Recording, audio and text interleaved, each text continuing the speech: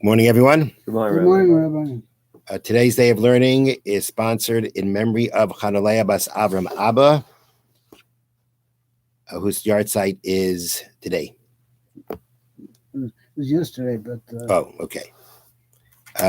Whose yard site was yesterday, but today's learning is being sponsored in memory of her Neshama Shavan Aliyah. amen. Okay. We are in Perek Gimel, Mishnah Aleph, Chapter 3, Mishnah 1. Okay, so as we mentioned a number of times before, the shkalim, or the half shkalim that people used to donate, were all placed in a chamber, in a room in the Beis HaMikdash, a special chamber in the Beis HaMikdash where all those monies were put. The coins, the actual coins were put there. Now the Mishnah tells us, B'shleisha prakim b'shana, 3 times a year, Tarim min halishka, they would withdraw a portion of the shkalim from that chamber in which the money was kept.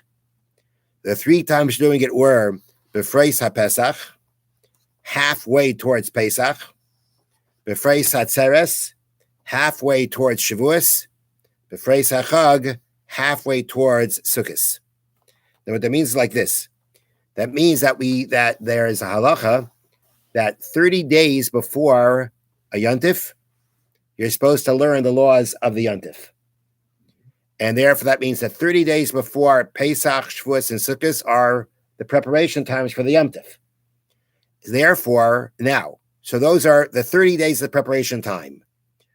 Price means half. And the Mishnah means to say half of that period of time, halfway through that period of preparing for Pesach, that was the point when they would go ahead and separate the money from the chamber. Separating the money means that's when they actually took the money, and this was the money that they went and spent to buy the animals for the sacrifices. So they did it halfway to Pesach, halfway to Shavuos, halfway to Sukkot. So date-wise, how does that work out? Well, not exactly date-wise, but 15 days before Pesach, Pesach falls out on the 15th of Nisan. So 15 days before Pesach is the last day of Adar. Last day of the month of Adar, the previous month.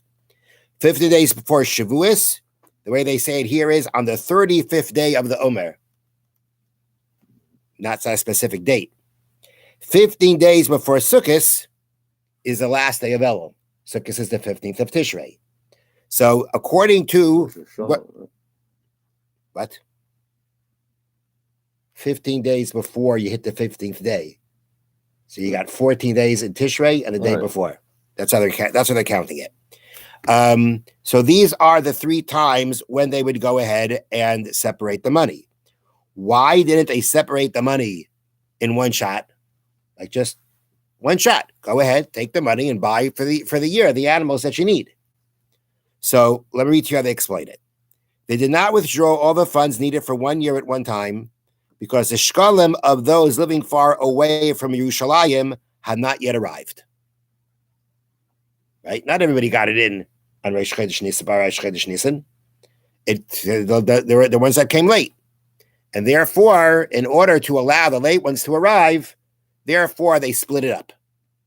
Now, if you remember, we learned that when they go ahead and they separate, right? Whenever they separate the coins, they take the coins for buying, they do it not only for the people whose coins have arrived, they do it also for the people whose coins have not yet arrived.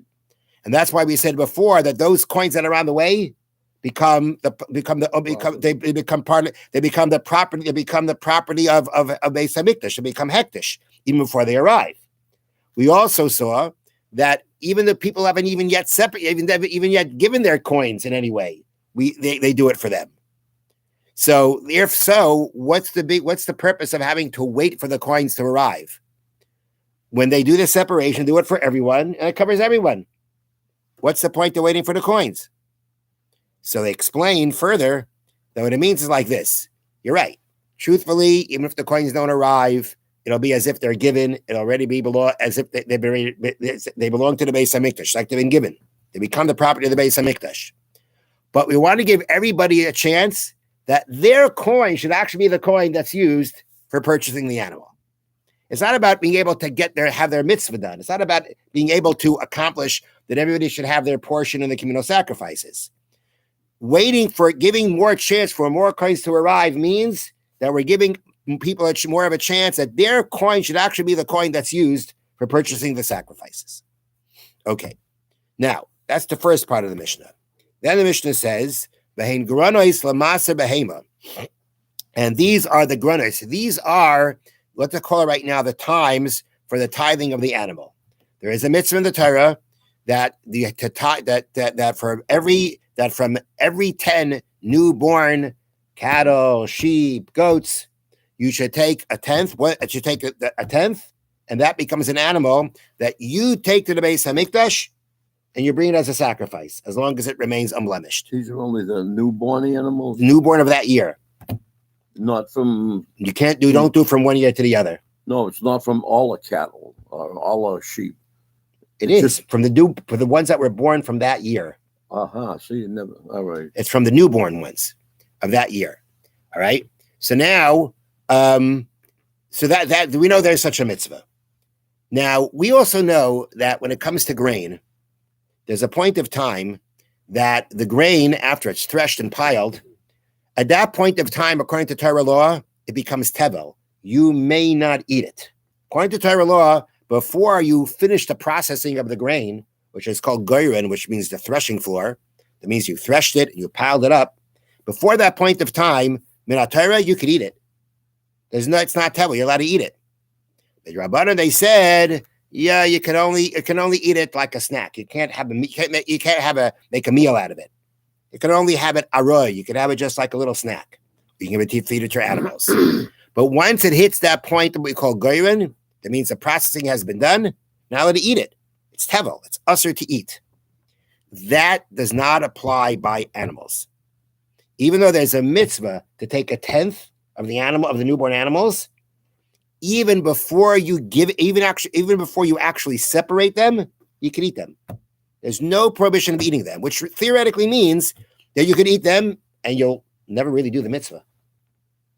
That's how I understand it. But there's no prohibition to go ahead and eat from these animals. Maybe you didn't tithe the animals. Doesn't make a difference. I can eat whatever I want, according to Torah law. The Rabbanan said no. The Rabbanan say that at a certain point of time, we say, at this point of time, you may not eat any of those newborn animals until you tithe them, until you take a tenth. And we've mentioned before, how do you take a tenth? You take a tenth because how do you take a tenth? You take the newborn animals, put them through a corral or whatever you want to call it, an area that's narrow and it only has an opening for one animal at a time. And you put all the newborn animals through that. When the animal number 10 comes, you take a stick with some dye on it and you give it a tap. And that's how you know that was the animal that's been made the 10th that you have to now bring as a carbon. Okay, now, why did the Rabbanan choose these times? The same times that you're separating the monies for communal sacrifices, these same times the Rabbanan said, okay, these are the times that we say any newborn animals during these periods or in between these periods, at a certain point of time, you have to go ahead and tithe them before you can eat them. Right? Why did they do that? So they explain like this. The reason the rabbis chose these dates is that a large number of animals were required in Yerushalayim during the festivals for all the Jews who came from far and near to bring offerings in the Beis Hamikdash. Right? Shalosh Regalim. That's when they came and they brought their sacrifices. There's a lot of animals being offered. People who raise cattle, sheep, and goats would generally not sell or slaughter their newborn animals until after they tithe them, since they wanted to fulfill the mitzvah of separating meiser. The rabbis therefore fixed the times for separating the animal meiser shortly before each festival, so that there would be an ample supply of animals available for purchase in times for the festivals. Meaning, the reason why the Chachamim made these designated times to have to tithe them at these points of time, and otherwise, and if you don't tithe them, you're not allowed to eat them, is because even though the Torah says go ahead and you can eat these animals, but people wouldn't do it. They wouldn't do it. without tithing it. They want to do the mitzvah. And without doing the mitzvah, they wouldn't sell the animals. They wouldn't do it without tithing. Now, that could create a problem before Yontif when people need animals. And therefore, the Chachamim said, halfway point, in the halfway preparation point to Yontif, at that point, that's the point that you have to start separate. You have to take off Meiser. You have to tithe the animals. And if you don't tithe the animals, they're going to be you can't eat them. This was all about facilitating people to be able to have the animals for their sacrifices. Theoretically, it was like people can sell it anytime they want. Even without tithing, they can sell it. But people wouldn't do it. They wouldn't do it. And therefore, in order to prevent the shortage, they set up these times to make sure at these times you have to separate your animals, or else you're not going to be able to eat any of them until it's done. Okay. Divrei Rabbi Akiva. These are the words of Rabbi Akiva. Ben Azai Yomer. Ben Azai says different dates. He has different dates for tithing the animals. Ben Azai Yomer be'esrei v'tisha ba'adar. Ben Azai says the 29th of Adar, u'bechad b'Sivan, the 1st of Sivan, u'be'esrei v'tisha ba'av, the 29th day of Av. Okay, so now let's go through the reasoning behind Ben Azai. Right. So according to Rabbi Akiva, the first time that you separated was on, he said it was halfway through Pesach, right? Now, halfway through Pesach and the last day of Adar are the same thing as we said before, right? 15 days before Pesach is the last day of Adar. Ben Azai calls it the 29th of Adar. Why is that? So Ben Azai agrees with Rabbi Akiva that the first date for separating animal meiser is 15 days before Pesach. However, he holds that Adar, the month before Pesach, Nisan, always contains just 29 days. So 15 days before Pesach will always fall on the 29th of Adar. Rabbi Akiva, however, holds that Adar can sometimes have 30 days, depending on when the witnesses who saw the new moon came to court. Thus, 15 days before Pesach sometimes falls on the 29th of Adar and sometimes on the 30th. We can therefore say it simply 15 days before Pesach. So when it comes to the first date for meisering the animals, they really are the same. It's just practically speaking, according to Ben Azai, it's always the 29th day. That's always the last day of Adar. According to Rabbi Akiva, it depends. Sometimes it's 30, sometimes it's 29. Therefore, he called it halfway through Pesach, 15 days before Pesach. All right. The next, Echad b'Sivan. Rabbi Akiva said it's 15 days before Shavuos. And he says the first day of Sivan. First day of Sivan gives you 5 days for this. It's 5 days before Shavuos. Why did he choose that? Why did he say that? So they explain here in the notes. Since only a small number of animals are usually born between the end of Adar and Shavuos. We have 3 periods of time, right? Yep. Now between Adar and Shavuos, there's not that many animals born. It's not so much the season for that. Then Azai is concerned that if Meiser was separated 15 days before Shavuos, many animals would already be sold or eaten by the time Shavuos arrives. And this would result in a shortage of animals for the Yontif. Therefore, Ben Azai sets the date for separating the animal Meiser closer to Shavuos. So he's in with a practical issue. He's afraid that if you start before Shavuos too early, since there's not that many animals, you may end up with a shortage of animals, because they're going to be permissible to sell even earlier or to eat even earlier. And therefore he said, no, you can't eat. The time for doing this is closer to Shavuos.